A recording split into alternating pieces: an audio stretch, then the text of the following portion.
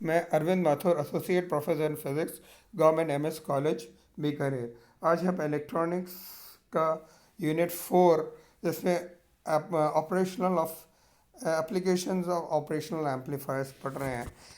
कुछ operational amplifiers के बारे में हमने पिछले टर्म पे कुछ पढ़ा था, और दो एप्लीकेशन, इन्वर्टिंग ऑपरेशनल एम्पलीफायर और नॉन इन्वर्टिंग एम्पलीफायर, जो इसके दो टर्मिनल्स के बारे में इसका यूज़ पढ़ा था। आज हम उसके कुछ अन्य यूज़ पढ़ेंगे। सबसे पहले तो मैं इसका इक्विवेलेंट सर्किट आपको बताना चाहता हूँ कि ऑपरेशनल एम्पलीफायर जो हमने बनाया उसका in terms of small components ये क्या होता है। और इसको मैं इस डायग्राम, हम ज़्यादा इसको एक्सप्लेन नहीं कर रहे, ये सिंपल हमें पता है कि ऑपरेशनल एम्पलीफायर के दो टर्मिनल्स होते हैं, एक तो इनपुट टर्मिनल, एक नॉन इन्वर्टिंग टर्मिनल।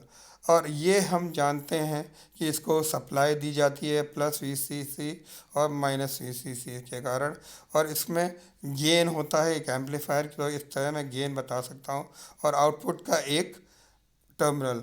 अब हमारे पास ये हमने ये देखा है कि आउटपुट जो हमने कैरेक्टर्स में क्या क्या मैंने टर्म्स काम ले रही है वो इसके अंदर है। एक प्रैक्टिकल आइडियल हमने पिछले टर्न पे ऑपरेशनल एम्पलीफायर के कुछ आइडियल कैरेक्टरिस्टिक्स पढ़े थे। आइडियल कैरेक्टरिस्टिक्स जनरली हम कहते हैं कि आइडियल कैरेक्टरिस्टिक्स प्रैक्टिकल इन्वर्टर में होते नहीं हैं, ऑपरेशनल एम्पलीफायर में होते नहीं हैं, मगर इनफाइनाइट वैल्यूज़ होती नहीं हैं, फाइनाइट वैल्यूज़ होती हैं। और इसके लिए हम कहते हैं कि कुछ प्रैक्टिकल और आइडियल में फ़र्क होता है। तो जो इम्पोर्टेंट कैरेक्टरिस्टिक्स हैं वो इनपुट कैरेक्टरिस्टिक्स हैं।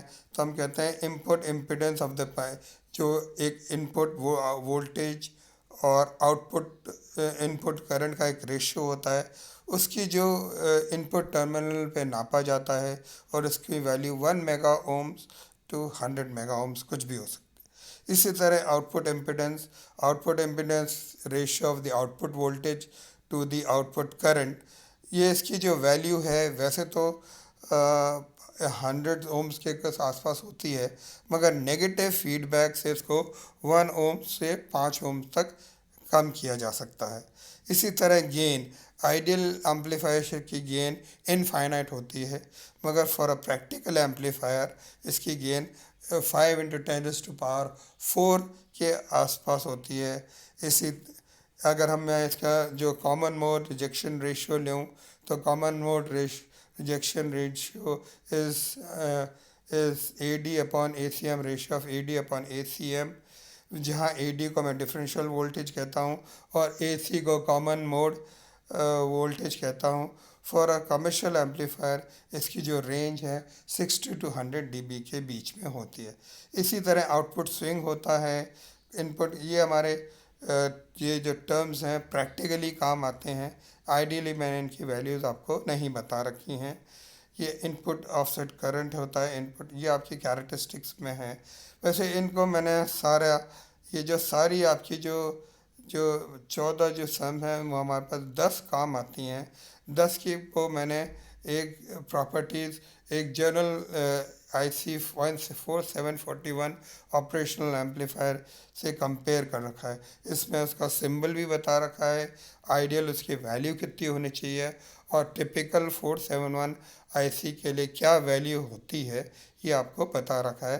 तो इससे आपको आइडियल और प्रैक्टिकल एम्पलीफायर, ऑपरेशनल एम्पलीफायर को कंपेयर करने में आसानी होगी। इसके बाद सबसे पहले मैं इसका एक एप्लीकेशन देखना चाहता हूँ, और ये एप्लीकेशन है, मैं चाहता हूँ कि एम्पलीफायर, क्योंकि हमारे पास लॉजिकल सर्किट्स है, तो मैं इसका एडर के रूप में देखना चाहता हूँ। इसका हम सपोज़ हम 2-3 करंट्स का ऐड करना चाहते हैं। हम इसका जो आउटपुट करंट है वो हम ये कहते हैं कि इस प्रोपोर्शनल टू या equal to the algebraic sum of the 2 और मोर, इसका बीज गणितीय जो आउटपुट होगा, जो हम इनपुट पे सप्लाई कर रहे हैं, उसका आउटपुट का एल्जेब्रिक सम होगा। हम प्रोपोर्शनल या इक्वल बनाते हैं, और ये हम ये कहते हैं कि ये जो वैल्यू है ये मैंने इसके इन्वर्टिंग टर्मिनल पे ये देता हूँ, और इन्वर्टिंग टर्मिनल पे मैंने ये तीनों वैल्यूज़ दी हैं आउटपुट, और ए को मैं फिर वर्चुअल ग्राउंड मानते हुए इसकी कैलकुलेशंस करता हूँ। तो I1 is equal to V1/R1, ऐसे ही I2 is equal to V2/R2, I3 V3 upon R3, और I is equal to minus V0 upon I, जो करंट है वो फीडबैक लूप में है। तो अब अप्लाई टू अपन एक पे लूप में कराएं तो तीनों करंट्स तो ए की तरफ जा रहे हैं, और माइनस भी उसके उसके से दूर जा रहा है। तो इसका एल्जेब्रिक सम लगाएं तो ये हो जाएगा, और इसका जो रेशियो है इनमें हम V0 को लिख सकते हैं, V माइनस तो हो ही जाएगा, माइनस इज कॉमन, माइनस करके मैंने तीनों को जोड़ दिया, उसको उस साइड ले जाएंगे तो V0 will become RF upon, इससे मैं कैलकुलेट कर सकता हूँ कि V0 का मान क्या होगा। अगर मैं V0 को दूसरी साइड ले जाऊँ तो it will be this one. तो अब इसमें मैं ये देख सकता हूँ कि जो V0 है, जो आउटपुट वोल्टेज, इस प्रोपोर्शनल, इक्वल नहीं प्रोपोर्शनल है to the algebraic sum of बीजगणितीय योग इनपुट वोल्टेजेस के बीजगणितीय योग के बराबर है। इसमें हम एक काम और कर सकते हैं कि अगर RF को मैं R के बराबर मान लूँ, तब मैं ये कह सकता हूँ कि आउटपुट जो है exactly sum of input and output के फंक्शन हो जाता है। अगर मैं RF को R/3 मान लूँ, तो ये हम कह सकते हैं कि मैं इसको इसके एवरेज के निकालने के भी काम आ सकता हूँ। ये हमारा operational amplifier as a adder हो जाएगा। इसी तरह मैं ऑपरेशनल एम्पलीफायर को एक सब्ट्रैक्टर के रूप में काम में ले सकता हूँ। मेरे को पता है कि जो आउटपुट है वो इज़ प्रोपोर्शनल और इक्वल टू द डिफरेंस, जो कि आउटपुट जो होता है वो इक्वल या difference of the to inverting and non inverting terminals आता है। तो जो इसका सर्किट नेचुरली, अब मेरे को अगर सब्ट्रैक्टर के काम में लाना हो तो इसका सर्किट इस तरफ होगा, और मैं ये कह सकता हूँ कि ये ऑपरेशनल एम्पलीफायर, इसके कैलकुलेशंस में करूँ तो सुपरपोजिशन थ्योरम का मैं यूज़ करता हूँ। Output voltage V0 dash plus V0 double dash होगा, जहाँ V0 इज़ दी जो आउटपुट है जो V1 के द्वारा आई है, और V0 double dash is output produce by V2। ये हमने कर लिया।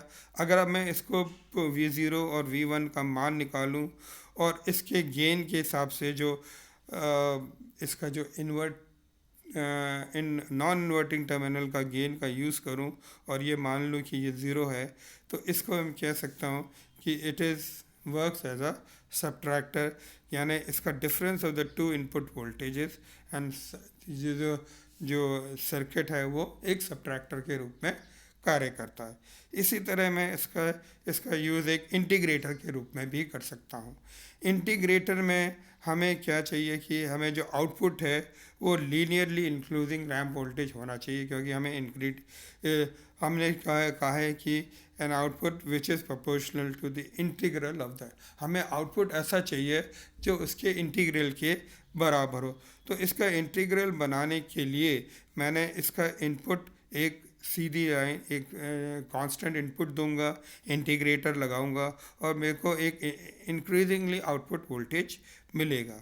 इसका सर्किट उपयोग करने के लिए ये सर्किट है, इसमें इतना चेंज है कि ये इन्वर्टिंग सर्किट है, और इसमें बस ये है कि आउटपुट जो है, जो फीडबैक लूप है, उसमें रेजिस्टेंस की जगह मैंने कैपेसिटर का उपयोग किया है, और वी इनपुट मैं इसके इन्वर्टिंग टर्मिनल पर लगाऊंगा।